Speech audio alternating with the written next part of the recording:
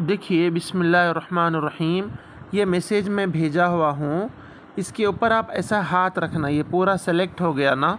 इसके बाद ये जो 3 बटन दिख रहे ना, यहाँ जाना, कॉपी का बटन दबा बता रहा है, इसको कॉपी कर लेना। इसके बाद जो मैसेज लिखने की जगह है यहाँ पर, यहाँ क्लिक करने के बाद आप ऐसा थोड़ा सा अंगूठा दबा के रखना, तो फिर आपको पेस्ट बोल के बता रहा है। यहाँ पर ये पेस्ट है ना, PAST, पेस्ट कर देना। करने के बाद आप देखो ये जो कट करने का जो मार्क्स है ना, यहाँ सिलेक्शन कर रहा हूँ मैं, ये कट करना नंबर को। यहाँ से आप अपना लिख देना, जैसा मैं और एक नंबर लिख रहा हूँ 8106126040। उसके बाद आप लोग उसको जो है सेंड कर देना।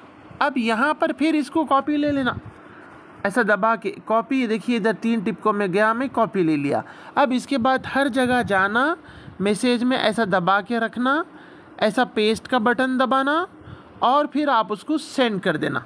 आप तमाम को देखिए, मैं ये ब्रॉडकास्ट में भेज रहा हूँ, सबको 2-2 बार 3-3 बार आ गया होगा, ठीक है।